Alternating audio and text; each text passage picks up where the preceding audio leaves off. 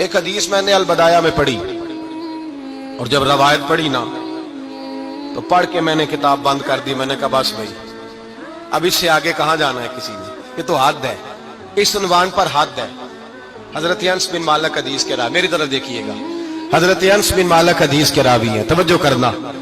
کہتے ہیں ایک بی بی حضور کے پاس آئی، اپنا علاقہ چھوڑ آئی، آ کے کھڑی ہوئی تو اس نے کہا حضور میں خاندان بھی چھوڑ آئی ہوں، سسرال بھی، میکا بھی، ننیال بھی، ددیال بھی، میں ہر ایک کو چھوڑ آئی ہوں. میں جائیداد والی تھی وہ بھی چھوڑ آئی ہوں، مال دولت بھی چھوڑ، ایک میرا بیٹا تھا جوان وہ میں ساتھ لائی ہوں. سونیا یہ آپ کی نوکری کرے گا اور میں حضرت فاطمہ کی ڈیوٹی کروں گی، میں حضرت عائشہ کے برتن دھویا کروں گی، میں بھی نوکری کروں گی. حاضر ہے.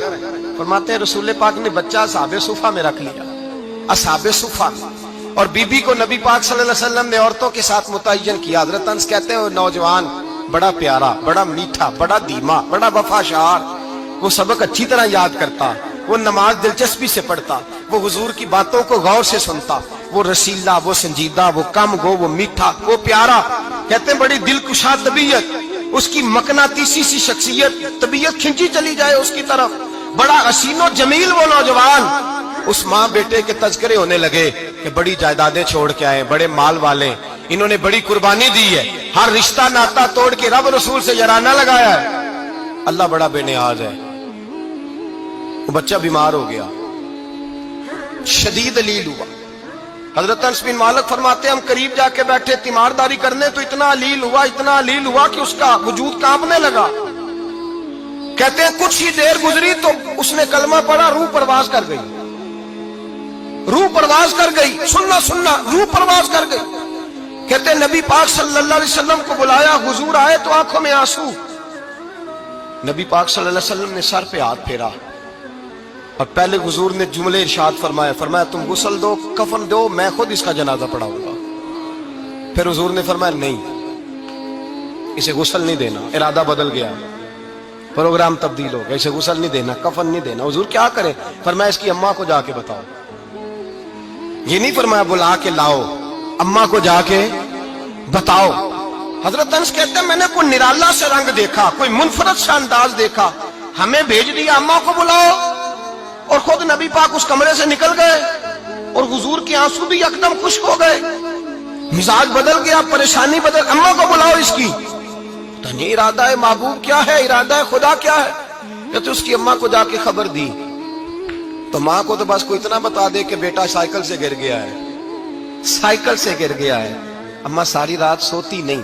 ایک شاعر نے کہا تھا ایک مدت ہوئی میری ماں نہیں سوئی، میں نے ایک رات کہا تھا مجھے ڈر لگتا ہے، ایک رات کہا تھا مجھے ڈر لگتا ہے. یہ اپنے اپنے رنگ ہوتے ہیں، اپنا اپنا انداز ہوتا ہے. رمضان شریف کا مہینہ آتا تو میری اماں جی کہاں گری کا تیل منگاتی، چیزیں منگاتی، اور پھر زبردستی میں منع کرتا کہ اماں جی نہیں یہ آپ کیا کر رہی ہیں، میں تو تیل ویسے بھی ذرا کم استعمال کرتا ہوں، تو رگڑ رگڑ کے، اور نہیں کتابیں بڑی موٹی ہیں، فلاں چیز بڑی موٹی، اس کا رنگ تھوڑا نرالا ہے.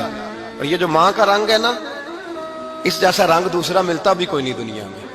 یہ اپنی مثال آپ ہی ہے. اماں کو کہا تیرا بیٹا، اماں ذرا دوڑی، گری، پھر اٹھی، پھر گری، پھر اٹھی، پھر گری، روتی ہوئی آئی. کہتے ہیں پیچھے وہ روئی، لیکن جب بیٹے کی میت کے قریب آئی تو اب نہیں روئی. کہتے ہیں ہمارے چہروں پہ نظر دے ڈالی اور کہنے لگی تمہارا کلاس فیلو فوت ہو گیا ہے، واقعی چلا گیا ہے.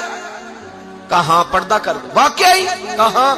کہتے ہیں اماں نا زمین پہ بیٹھی اور پہلے اس نے بیٹے کے پیر اٹھا کے چومے، پھر سینے پہ رکھے، پھر وہاں سے اٹھی اور ادھر آئی، سر سجدے میں رکھا اور دونوں ہاتھ اٹھا کے کہنے لگی اے اللہ میں دولت کے لیے ایمان نہیں لائی تھی، اے اللہ میں جائیدادوں کے لیے کلمہ نہیں پڑھا تھا، مولا میں تیری بارگاہ میں آئی تھی تو میں تیرے اور تیرے رسول کو مان کر آئی تھی. خدا بندہ میں نے میکے چھوڑ دیے، سسرال چھوڑ دیا، ننیال چھوڑ دیے، ددیال، وہ دشمن تھے سارے دین کے، چھوڑ کے آئی. میں نے آرزوؤں کا بڑا مکان بھی چھوڑا. خدا بندہ بیٹے نے جانا تھا، مجھے شکوہ کوئی نہیں، لیکن خدا بندہ اب میرے سارے کہیں گے تو نے کلمہ پڑھا تھا تو تیرا بیٹا ہی چلا گیا.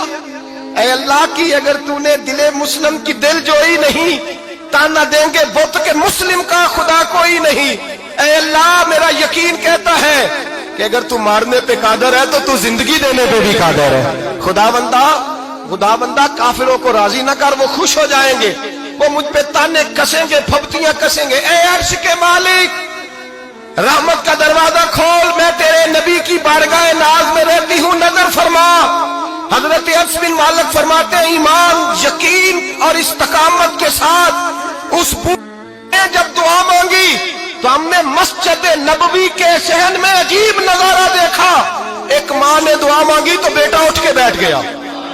کہتے ہیں بیٹا اٹھ کے بیٹھ گیا، کلمہ پڑھ تو وہ اٹھ کے بیٹھا، ماں نے سینے سے لگایا اور ماں اور بیٹا نعرے لگانے لگے، لوگوں سنو، قرآن بھی سچا، اسلام بھی سچا، اللہ بھی سچا، یہ مسجد نبی سچوں کا گھر، اور سب سے بڑھ کے اللہ کا رسول سچا. اللہ کے رسول سچے، محبوب سچے، مسجد میں رہنے والوں میں سب سے بڑھ کر سچے، رسول کائنات صلی اللہ علیہ وسلم کا دین سچا. فرماتے ہیں رسول پاک کو خبر دی تو محبوب نے مسکرا کے فرمایا میرے رب کی طاقتیں بڑی زیادہ ہیں، ان اللہ علی کل شیء قدیر، اللہ کی طاقت بڑی ہے. ایمان تھا، یقین، استقامت، بچہ اٹھ کے بیٹھ گیا. حضرت انس کہتے ہیں وہ حضور کے زمانے میں بھی حیات رہا، وصال ظاہری کے بعد حضرت ابو بکر کے زمانے میں بھی موجود رہا، عمر کے زمانے میں بھی موجود، حضرت عثمان کے زمانے میں اس کی ماں کا انتقال ہوا، اس نے اماں کو دفن کیا اور ماں کے بڑے عرصے کے بعد اس نے پردہ کیا. جب ہم اس کی طرف دیکھتے تھے نا، دیکھتے اس کی طرف تھے پر ہمیں اس کی اماں کا ایمان یاد آ جاتا تھا، ہمیں یقین. او بھائی، کبھی تو نے رب کریم کی بارگاہ میں سر سجدے میں رکھ کے مانگا ہی نہیں، تو کبھی آیا ہی نہیں، ورنہ اس کے دروازے سے کوئی خالی جا سکتا؟ سوال ہی نہیں پیدا ہوتا کوئی خالی جائے. کوئی جاتا ہی نہیں، وہ بھیجتا ہی نہیں، اس کا انداز ہی نہیں، اس کا یہ کریمانہ انداز ہی نہیں، وہ بھیجتا ہی نہیں، وہ تو نواز